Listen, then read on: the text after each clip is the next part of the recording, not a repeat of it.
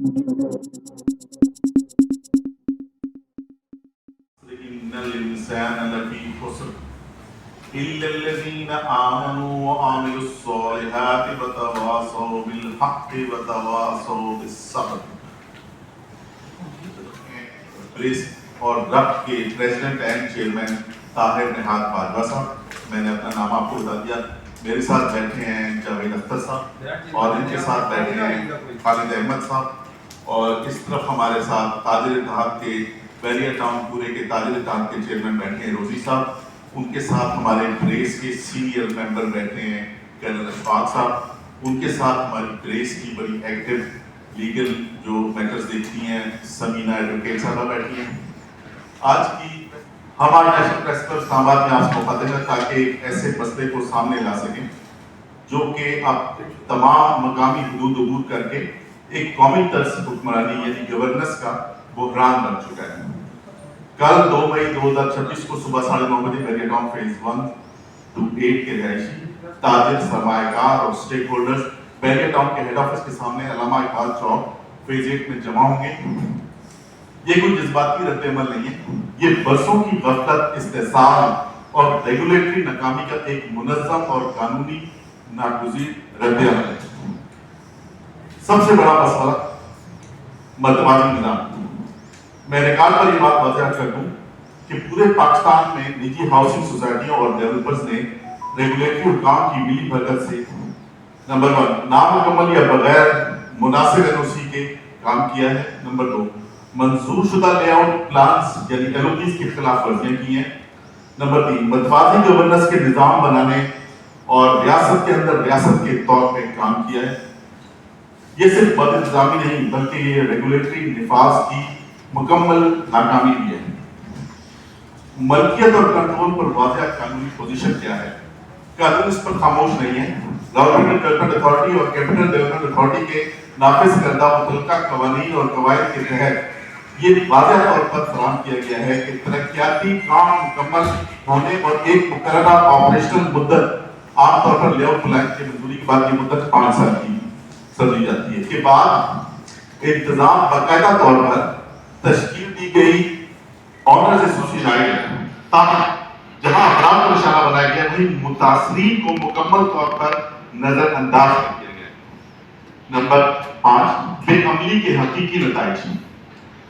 جب سے قانونی کارروائیاں شروع ہوئی ہیں رہائشیوں کو بگڑتی ہوئی خدمات کا سامنا ہے، تاجروں کا کاروبار سوال پذیر ہے، سرمایہ کار غیر یقینی صورتحال میں پھنسے ہوئے ہیں، جائز ڈیولپرز متاثر ہوئے ہیں، عدم ادائیگی اور قانونی فیصلوں کے معاملات کی پاس کیا جائے، مینٹیننس فنڈز کا آزادانہ آڈٹ کیا جائے تھرڈ پارٹی کے ذریعے، پانی کے بحران کا فوری حل کیا جائے، بنیادی خدمات کی بحالی کی جائے، اور اونرز ایسوسیشن یہ لانگ ٹرم ہمارے مطالبات ہیں، اونرز ایسوسیشنز کی تشکیل اور ان کو تسلیم کیا جائے، کمیونٹی اداروں کو کنٹرول کی منتقلی کے لیے وقت کا تعین کیا جائے، آر ٹی اے اور سی ٹی اے کے قوانین کا حفاظ کیا جائے، نادہندہ اداروں کی واضح قانونی انتظامی تنظیمیں روک کی جائے. اس کے لیے اسٹارٹ کیا اور اس میں ہم سمیت لاکھوں لوگ ہیں کہ جنہوں نے انویسٹ کیا. چونکہ ایک ایشیا کا ہی سب سے بڑا منصوبہ بن گیا تو اس میں ہزاروں ڈیولپرز بھی آ گئے اور ان ڈیولپرز نے آگے فردر پھر لاکھوں لوگوں کو جو ہے وہ یونٹس بھی فروخت کی. یہ صرف بیریا ٹاؤن اکیلا نہیں ہے، اس میں بہت سارے جو ڈیولپرز ہیں وہ بھی شامل ہیں. پھر بیریا ٹاؤن پرائیویٹ لمیٹڈ نے جو ماڈل دیا تھا پرائیویٹ ہاؤسنگ سوسائٹیز کا کہ آپ نے کس طرح سے زمین کے اوپر قبضہ کرنا ہے، کس طرح سے آپ نے لوگوں کی زبان بندی کرنی ہے، کس طرح سے آپ نے ادارے جو ہیں، ملک صاحب کا فیمس جملہ ہے کہ آپ نے فائلوں کو پہیے کس طرح لگانے ہیں. یہ سارا ایک ماڈل جو تھا وہ ملک ریاض حسین نے، اور اس میں یقیناً ہمارے سارے ادارے وہ سارے بے ایمان لوگ کہ جو پیسے لے کے بک گئے، جنہوں نے میری اور آپ کی قانونی طور پہ حفاظت کرنی تھی، گورنمنٹ کے وہ سارے عملدار، اس ٹائم کی بھی گورنمنٹس اور آج کی بھی گورنمنٹس جس کے اوپر میں آؤں گا، سارے لوگ ناکام کیوں ہوئے؟ کیونکہ کسی کی بھی ریڑھ کی ہڈی نہیں تھی. سب نے پیسے کھائے، سب نے پلاٹس لیے. ورنہ اگر فرض کیے نیپرا کے پاس بھی گئے، جہاں پہ آف کورس اتھارٹیز کے پاس، نیب کے پاس جا کے، اداروں کے پاس، ہر جگہ کہا لیکن دیکھیں کہ پرابلم کیا ہے. آج ہم پرابلم کی روٹ کو پکڑیں گے. پرابلم یہ ہے کہ ہمارے لوگ جو اوپر بیٹھے ہوئے ہیں وہ بھی ٹرمپ صاحب کی نقل میں ڈیلے کر رہے ہیں.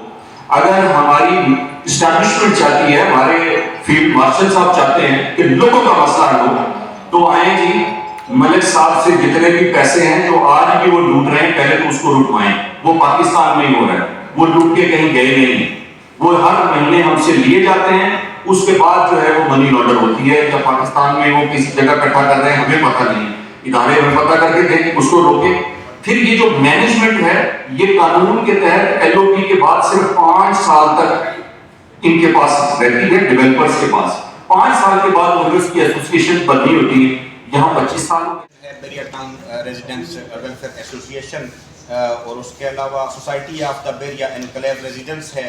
اس کے علاوہ Beria residents alliance for the Beria town, یہ بھی ہم نے دیکھا.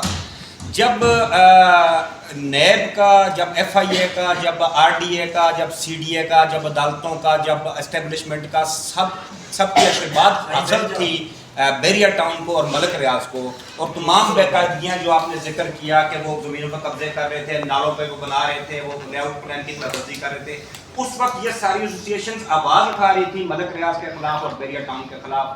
آپ اس وقت خاموش تھے. آج اگر ٹیک اوور کرنے کا ٹائم آ گیا ہے, D H A take over کرنے لگا ہے, تو آپ سٹیک ہولڈر بن کر کے, آپ رہائشیوں کا نام استعمال کر کے آپ سٹیک ہولڈر بننا چاہتے ہیں, اور آپ اس کو رہائشیوں کا جو حق ہے اس کو ہائی جیک کرنا چاہتے ہیں. یہ الزام آپ کے اوپر ہے, اس کو ڈیفائن کیجیے گا پلیز. نہیں, آپ نے الزام خوبصورت لگایا ہے, جواب بھی خوبصورت دوں گا. پہلی بات تو یہ ہے کہ 2 سال پہلے پہلی دفعہ بیریا ٹاؤن کے اندر میرا اس طرح کے کسی معاملے کے ساتھ انٹروڈکشن ہوا, اور میں 98 سے لے کے 2015 تک تو مستقل پاکستان میں نہیں تھا, دبئی میں تھا یا لندن میں تھا. تو آف کورس بیریا کے معاملات سے میرا کوئی لینا دینا نہیں تھا. لیکن جس دن میرا یہ بٹروا کے ساتھ ہی بیسکلی میری انٹریکشن ہوئی, اور بٹروا نے بہت ہمارے لیے کام کیا ہے, ہمارے بزرگ ہیں سارے کے سارے. سوال جو ہے وہ یہ نہیں ہے کہ آپ کہاں سے آ گئے. میں تو 2 سال پہلے جب آیا تھا تو اس وقت ملک ریاض صاحب کی مٹھی میں تھا پورا پاکستان. اور آپ جا کے 2 سال پہلے دیکھیں کہ میرے گھر پہ جو ہے وہ فوج لے کے انہوں نے باقاعدہ حملہ کیا تھا, اور میرے گھر کے اندر جو معاملات ہوئے تھے وہ میڈیا کے اوپر ہیں. اس وقت میں نے پریس کانفرنس بھی کی تھی. دیکھیں یہ کسی ایک شخص کی بات نہیں ہے, یہ کسی ایک شخص کی اسٹرگل بھی نہیں ہے. پاکستان میں جتنے بھی بیریا ٹاؤنز ہیں ان کی جو میجر آرگنائزیشنز ہیں وہ رب کا حصہ ہیں. اس میں آپ نے کلیئر کی جو آرگنائزیشنز کا ذکر کیا وہ بھی ہے, لاہور کی بھی ہیں, کراچی کی بھی ہیں, بلکہ کراچی میں تو پریس خود بہت طاقتور ہو چکی ہے.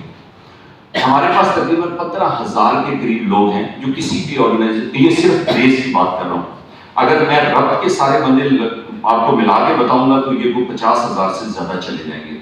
تو لازمی بات ہے کہ جو سب سے بڑی میجورٹی ہے اس کو میں ریپرزینٹ کرتا ہوں, اور اگر انہوں نے مجھ پہ اعتماد کیا ہے. کچھ لوگ ایسے ہیں, زاہد صاحب 2012 سے کام کر رہے ہیں, ادھر یہاں پہ بیٹھے ہیں جو روزی صاحب پچھلے 10 سال سے کام کر رہے ہیں. تو اگر ان لوگوں نے یہ اعتماد کیا کہ باجوہ صاحب ہمیں لیڈ کریں, تو کوئی نہ کوئی انہوں نے میرے اندر کوئی ایسی چیز ضرور دیکھی ہوگی. لیکن میں آپ کی سماعتوں کے لیے بھی اور ریکارڈ کے لیے بھی یہ بتا دیتا ہوں کہ جو لوگ یہ سمجھتے ہیں میں وہ باجوہ نہیں ہوں, میں ڈیفرنٹ باجوہ ہوں جی, اور میں غیرت مند ہوں. سیاسی مسئلہ کہ اس میں جانا نہیں چاہتا, لیکن میں ایک دلیر آدمی ہوں, جو کہتا ہوں وہ کرتا ہوں. جب 2 سال پہلے انہوں نے میرے گھر پہ حملہ کیا تھا, میں نے اسی وقت کہا تھا کہ ملک صاحب, میری ان سے بات بھی ہوئی تھی, وہ آپ کو بتائیں گے, کبھی زندہ رہے یہاں پہ آئے تو وہ بتائیں گے. میں نے کہا تھا ایک حل ہے, وہ میرا حل نہیں ہے, آپ کا حل نہیں, وہ میرے لوگوں کا رائٹ ہے. اس کے اندر میں بھی شامل ہوں کہ وہ انہوں نے بھی معافی دے دو نا. آپ نے گھر بیچ دیے, آپ نے پلاٹس بیچ دیے, فلیٹس بیچ دیے. ایک قانونی طریقہ ہے کہ وہاں پہ لوگوں کی حکمرانی قائم ہو جائے. آپ ان کے حوالے کیوں نہیں کرتے؟ آپ ان کو کیوں مسلسل چوسنا چاہتے ہیں؟ انہوں نے مجھے آج بھی وہ چیلنج کرے نا, میں اوپنلی کہہ رہا ہوں, وہ کہیں جی میں نے یہ بات نہیں کی, میں تو ویسے ثابت بھی کر دوں گا کہ انہوں نے کی. انہوں نے کہا تھا کہ 36 کروڑ یا 39 کروڑ روپیہ 1 to 6 کے اوپر باجوہ صاحب میں ہر مہینے اضافی لگا.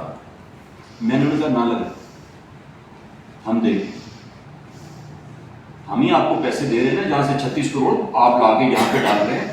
پیسے آپ کے پاس کون سی ایسی ندی ہے جس میں پیسے بہتے ہیں اور آپ لے لیتے ہیں؟ وہ ندیاں ہم ہی ہیں, تو آپ اس کو چھوڑ دیں. लोगों को चलाने दें। हाँ, ये सवाल ठीक है, बहुत सारे लोग कहते हैं जी लोग चलाएंगे तो लोगों ने देखे गुलरेज नहीं चला सके, वो नहीं चला सके। जब